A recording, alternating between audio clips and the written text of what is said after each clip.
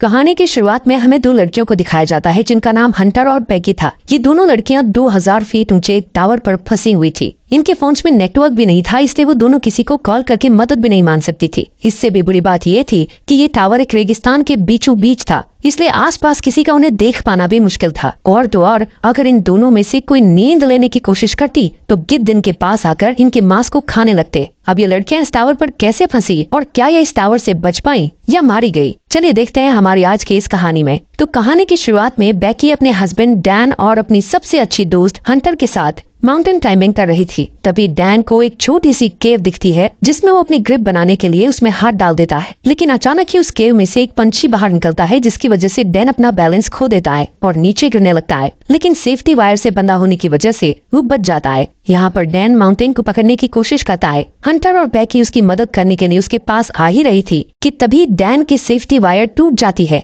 और वो नीचे गिरकर मर जाता है। यहाँ से सीन प्रेजेंट में 1 साल बाद दिखाया जाता है, जहाँ बेकी आज भी उस इंसिडेंट में मरे अपने हस्बैंड को याद करके बहुत दुखी थी। वो काफी ज्यादा ड्रिंक करने लगी थी जिससे वो डिप्रेशन में थी। उसकी इस बात से उसके फादर जेम्स उसको लेकर काफी परेशान थे। वो बेकी को उस इंसिडेंट से मूव ऑन करने को कहते हैं, लेकिन बेकी उनकी कोई बात मानने को तैयार नहीं थी। एक दिन बेकी अपनी लाइफ से परेशान होकर बहुत सारी दवाइयाँ एक साथ खाकर सुसाइड करने की कोशिश करती है कि तभी उसके फोन पर हंटर का कॉल आता है जिससे वो सुसाइड नहीं करती। अगले दिन हंटर उसके घर जाती है। हंटर बेकी को उस इंसिडेंट से बाहर निकालने के लिए उसको कहती है कि उसने B67 टीवी टावर पर क्लाइंब करने का प्लान बनाया है और जिसमें तू भी मेरे साथ क्लाइंबिंग करने चल रही है। अब क्योंकि हंटर जानती थी कि बेकी को एडवेंचर प्लेसेस पर जाना बहुत पसंद था और काफी लंबे समय से उसने कोई एडवेंचर भी नहीं किया था, बेकी जो इस टाइम काफी परेशान थी, इसलिए वो हंटर को क्लाइंबिंग करने से मना कर देती है। लेकिन नेक्स्ट मॉर्निंग जब वो किचन में रखी अपनी मेडिसिन लेने जाती है तो वो थोड़ा सोचते हुए डिसाइड करती है कि वो उसके साथ क्लाइंबिंग करने जाएगी। इसके बाद हंटर और बेकी दोनों उस टावर की ओर निकल जाते हैं। रास्ते में बेकी हंटर के फोन में उसकी कुछ पुरानी फोटोज देखने लगती है। जैसे ही वो स्क्रॉल करते हुए आगे और फोटोज देखती है तो हंटर की एक फोटो में वो नोटिस करती है कि हंटर के कंधे पर एक लड़के का हाथ था। बेकी हंटर से उस लड़के के बारे में पूछती है, लेकिन हंटर उसे कुछ भी बताने से मना कर देती है। तभी यहाँ बेकी के फोन पर उसके फादर का कॉल आता है, लेकिन वो कॉल पिक नहीं करती। काफी देर ड्राइव करने के बाद वो एक होटल में रात गुजारने के लिए रुकते हैं। डिनर करते वक्त बेकी को पता चलता है कि हंटर अब एक यूट्यूब ब्लॉगर है और यूट्यूब रेवेन्यू से ही वो अपनी ट्रैवलिंग का खर्च उठाती है। इसी दौरान बेकी की नजर विंडो के बाहर उस टीवी टावर पर पड़ती है जहाँ पर वो दोनों जा रही थी। हंटर बेकी को बताती है कि ये टावर यूनाइटेड स्टेट का चौथा सबसे ऊंचा टावर है। नेक्स्ट मॉर्निंग बेकी और हंटर अपनी कार में बैठकर अपना सफर जारी रखती हैं। यहाँ पर हंटर ड्राइविंग करते करते ही अपने यूट्यूब चैनल के लिए व्लॉग बनाने लगती है, जिसमें वो अपने व्यूअर्स को बताती है कि वो अपनी बेस्ट फ्रेंड के साथ उस टीवी टावर पर चढ़ने वाली है। इसके बाद फाइनली वो दोनों उस टीवी टावर के पास पहुंच जाती हैं, जहां उन्हें गेट पर एक डेंजर साइन के साथ ताला लगा हुआ मिलता है। यहाँ से वो दोनों गाड़ी को छोड़कर पैदल ही आगे जाने लगती हैं। रास्ते में उन्हें कुछ गिद्ध एक मरे हुए जानवर को खाते हुए दिखाई देते हैं। हंटर इस चीज को भी अपने व्लॉग में रिकॉर्ड कर लेती है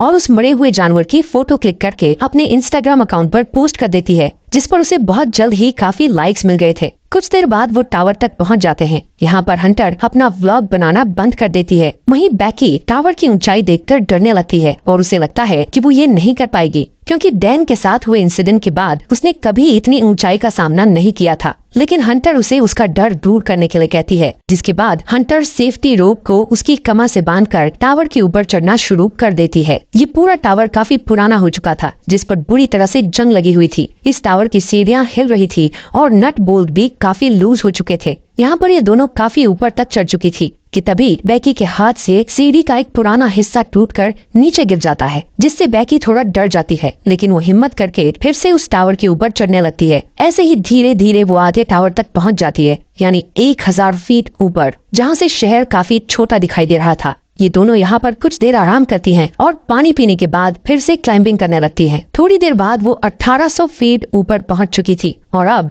उन्हें सिर्फ 200 फीट ही ऊपर चढ़ना था। बेकी इतना ऊपर चढ़कर काफी डरने लगती है, क्योंकि वहाँ हवा बहुत तेज चल रही थी और सीढ़ियां भी काफी पुरानी होने की वजह से हिल रही थी। वो हंटर से कहती है कि अब उन्हें वापस नीचे जाना चाहिए, लेकिन हंटर उसे बोलती है कि अब इतनी ऊपर आकर उन्हें हार नहीं माननी चाहिए। जिसके बाद वो वापस से ऊपर चढ़ने लगती हैं। यहाँ से टावर के ऊपर चढ़ने का रास्ता काफी खतरनाक था। रास्ते में लगी कुछ डिस्क को हंटर ने काफी आसानी से पार कर लिया था और अब वो बेकी को भी उन्हें पार करने में मदद कर रही थी। अब जैसे जैसे वो ऊंचाई पर जा रही थी वैसे वैसे हवा का प्रेशर भी बढ़ता चला जा रहा था, जिससे बेकी और ज्यादा डर रही थी। इसी बीच सीढ़ी के पुराने नट बोल्ट एक एक करके अपने आप निकलने लगते हैं, लेकिन इस बात से अनजान वो दोनों ऊपर चढ़ना जारी रखती हैं और फाइनली वो दोनों टावर के टॉप पर पहुंच जाती हैं, जहां एक और नट बोल्ट खुलकर नीचे गिर चुका था। यहाँ पर हंटर दोबारा से अपना व्लॉग बनाना शुरू करती है और वीडियो में अच्छे शॉट्स लेने के लिए वो ड्रोन कैमरा का इस्तेमाल करती है।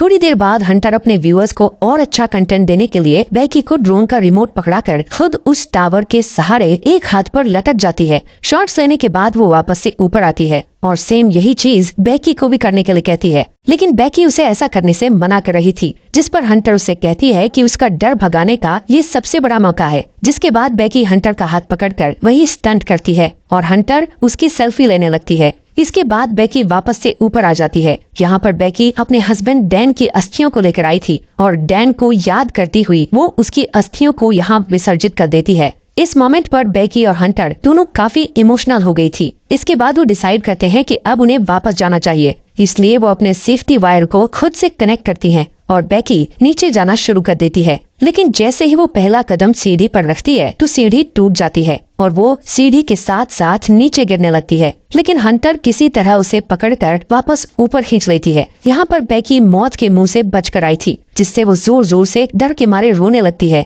और अचानक दोनों हंसती हैं। नीचे देखने पर उन्हें पता चलता है कि अब उनके नीचे उतरने के लिए कोई सीढ़ी ही नहीं है। वो दोनों अपने अपने फोन को चेक करती है, लेकिन उनके फोन में कोई नेटवर्क नहीं था और उनका बैग भी नीचे टावर डिस्क पर गिर चुका था, जिसमें उनके खाने पीने का सामान था। यहाँ ऊपर टावर पर उन्हें एक इमरजेंसी बॉक्स दिखता है, जिसे खोलने पर उन्हें एक दूरबीन और एक फ्लेयर गन मिलती है, लेकिन ये दोनों चीजें उनकी किसी काम की नहीं थी। ये सब देखकर बेकी हंटर पर भड़क जाती है। हंटर उसे ये कहते हुए शांत करने की कोशिश करती है कि हो सकता है सीढ़ियों के नीचे गिरने की आवाज सुनकर कोई उनकी मदद करने आए और इसलिए अब हम दोनों को बस थोड़ी देर इंतजार करना होगा जब तक कि कोई आ नहीं जाता। तभी हंटर नोटिस करती है कि पिछली बार सीढ़ियों के गिरने की वजह से बेकी के पैर पर चोट लगी थी और अब उस चोट से ब्लड बाहर आ रहा था। यहाँ पर हंटर बेकी की चोट पर अपनी शर्ट बांध देती है। कुछ समय बाद बेकी हंटर से पूछती है कि उसने व्लॉगिंग क्यों शुरू की, जिस पर हंटर गलती से डैन का नाम ले लेती है, जिससे बेकी के मन में हंटर के प्रति शक बैठ जाता है। कुछ देर बाद हंटर अपना फोन चेक करती है,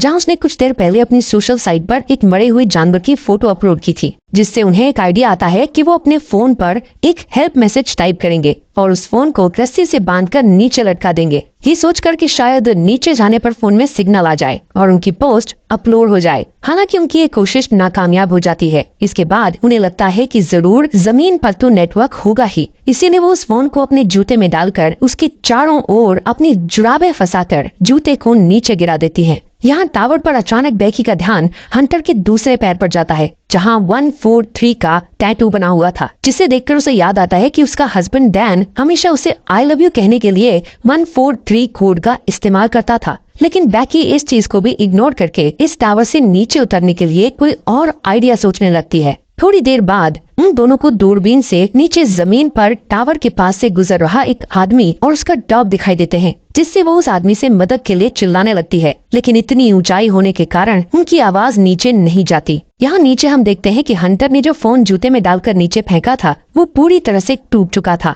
और अब उनका ये प्लान भी फेल हो चुका था। वो आदमी वहाँ से जाने लगता है। ये देखकर बेकी हेल्प के लिए चिल्लाते हुए अपने दोनों जूते उस आदमी पर नीचे फेंक देती है, ताकि उस आदमी का ध्यान ऊपर की ओर उन पर आ जाए, लेकिन वो आदमी ये नोटिस नहीं करता क्योंकि वो किसी से कॉल पर बात कर रहा था। इसके बाद बेकी वो फ्लेयर गन चलाने लगती है, लेकिन हंटर उसे ये कहते हुए फ्लेयर गन चलाने से मना कर देती है कि अभी दिन का समय है, इसलिए किसी को भी फ्लेयर गन का पता नहीं चलेगा। इसी दौरान वो दो और आदमियों को वहाँ थोड़ी दूर नोटिस करती हैं, जो यहाँ पार्टी करने के लिए आए थे। उन्हें देखकर वो दोनों डिसाइड करती हैं कि थोड़ा अंधेरा होने पर वो इस फ्लेयर गन का इस्तेमाल करेंगी, ताकि वो लोग उन्हें नोटिस कर सकें।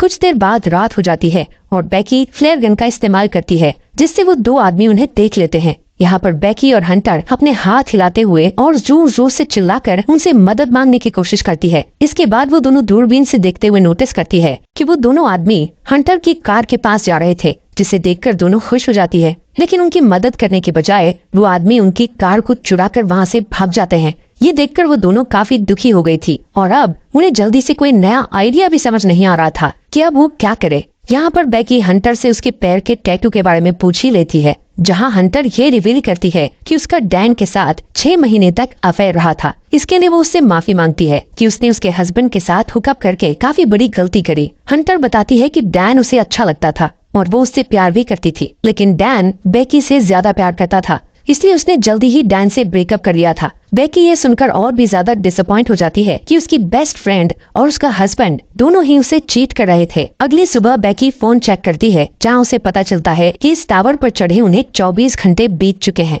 अब क्योंकि उन्हें काफी भूख और प्यास भी लग रही थी, इसलिए हंटर डिसाइड करती है कि वो नीचे डिस्क पे जाके अपने बैग को लेकर आएगी, जिसके लिए वो सेफ्टी रोप को टावर से बांधकर नीचे उतरने लगती है। लेकिन डिस्क से थोड़ी दूर पर वो रस्सी छोटी पड़ जाती है, जिससे हंटर उस बैग तक नहीं पहुंच पाती। अब उसके पास कोई और चारा नहीं था, इसलिए हंटर अपने साथ बड़ी रस्सी खोलकर उस पर लटककर जंप लेते हुए डिस्क पर कूद जाती है। वो बैग को उठाकर उसमें से पानी की बोतल निकालकर पीने लगती है। इसके बाद वो अपनी सेल्फी स्टिक की मदद से बैग को रस्सी से लटका देती है और खुद भी कूदकर उस रस्सी को पकड़ लेती है। तभी बेकी उसे ऊपर खींचना शुरू करती है। यहाँ पर हंटर भी ऊपर चढ़ने लगती है और वो बस ऊपर पहुँचने ही वाली थी कि तभी उसके हाथ से रस्सी फिसल जाती है, जिससे वो तेजी से नीचे गिरने लगती है। ये देखकर बेकी की धड़कन एकदम से तेज हो गई थी, क्योंकि अपने हस्बैंड को खोने के बाद अब वो अपनी बेस्ट फ्रेंड को नहीं खोना चाहती थी। लेकिन जैसे ही बेकी डरी हुई नीचे देखती है तो हंटर उसे रस्सी पर लटकी हुई दिखती है। हालांकि हंटर के हाथों में काफी चोट लग गई थी, इसलिए बेकी अपनी पूरी ताकत लगाकर हंटर को टावर के ऊपर खींच लेती है। थोड़ी देर बाद बेकी एक हेल्प नोट लिखकर ड्रोन में फंसा देती है और ड्रोन के सहारे पास के होटल तक पहुंचने की कोशिश करती है।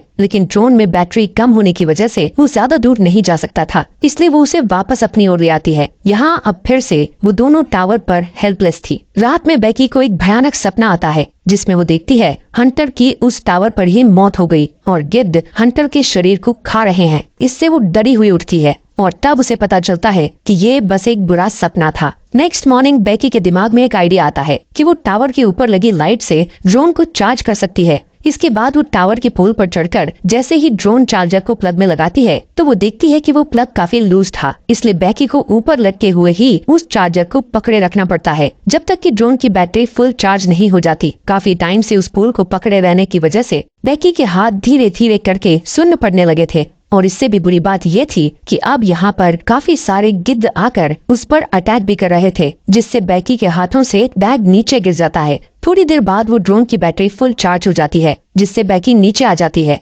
इसके बाद वो ड्रोन को होटल तक पहुँचाने की कोशिश करती है, लेकिन जब वो ड्रोन होटल तक पहुँचने ही वाला था तो उसकी टक्कर एक ट्रक से हो जाती है, जिससे वो बिल्कुल टूट गया था और उनको ड्रोन कैमरा से भी कुछ दिखाई नहीं दे रहा था। ये देखकर वो दोनों और भी ज्यादा डर गई थी, क्योंकि अब उनके पास बचने का कोई भी ऑप्शन नहीं था। वो थकी हारी उस टावर पर हार मानकर बैठ जाती है। शाम के समय वहाँ तूफान बनने लगे थे, जिससे उनका जिंदा रहना और भी मुश्किल हो गया था। यहाँ पर बेकी को बहुत तेज नींद भी आ रही थी, इसलिए वो वहीं सोने लगती है, लेकिन हंटर उसको सोने से मना करती है, क्योंकि उनके सोते ही गिद्ध फिर से उन पर हमला करने लगते। बेकी हंटर से उसका दूसरा जूता भी मांगती है, ताकि इस बार वो उसमें अपना फोन डालकर नीचे फेंक सके। हंटर उससे कहती है कि मेरा जूता तो नीचे डिस्क पर ही गिरा हुआ है। यहाँ से कहानी में एक बड़ा ट्विस्ट आता है और हमें पता चलता है कि जब हंटर नीचे डिस्क पर कूदी थी तो उसी टाइम डिस्क पर गिरने से उसकी मौत हो गई थी और उसके बाद से बेकी अकेले ही सरवाइव कर रही थी। बेकी को हेलुसिनेशन होने लगे थे, जिसमें वो हंटर की प्रेजेंस को इमेजिन कर रही थी। रात में बेकी तूफान में सरवाइव करने के बाद अपने फादर के लिए एक वीडियो मैसेज रिकॉर्ड करती है, जिसमें वो बताती है कि वो वापस घर आना चाहती है। वहीं दूसरी ओर उसके फादर जेम्स भी उसको लेकर बहुत परेशान थे। अगले दिन जब बेकी इस टावर पर सोई हुई थी, तब एक गिद्ध आकर बेकी की चोट पर से उसका मांस खाने लगता है। लेकिन अब क्योंकि बेकी को काफी भूख लग रही थी, इसलिए वो उस गिद्ध को जोर से पकड़कर टावर के मेटल से उसे जान से मारकर खाने लगती है, जिससे उसमें थोड़ी जान आती है और वो रस्सी के सहारे नीचे डिस्क पर उतरती है, जहां हंटर की डेड बॉडी पड़ी थी। इसके बाद वो अपने डैड जेम्स को मैसेज करती है कि वो इस टावर पर फंसी हुई है और अपने फोन को हंटर के जूते में डाल देती है। लेकिन इस बार वो उस जूते को हंटर की डेड बॉडी में घुसाकर उसकी डेड बॉडी को नीचे फेंक देती है। इसके बाद रात में उसके फादर जेम्स को बैकी का मैसेज मिलता है और वो जल्दी से पुलिस को कॉल करके वहाँ टावर तक पहुँचता है। अब जैसे ही वो उस टावर तक पहुँचता है तो देखता है कि पुलिस एक डेड बॉडी को कवर कर रही थी। ये देखकर उसे लगता है कि ये उसकी बेटी बैकी की डेड बॉडी है जो जिंदा नहीं बच पाई। तभी उसे अपनी बेटी पुलिस की कार के पास दिखाई देती है, जिसके बाद वो दोनों एक दूसरे को गले लगाते हैं। और इसी के साथ ये अमेजिंग मूवी यहीं पर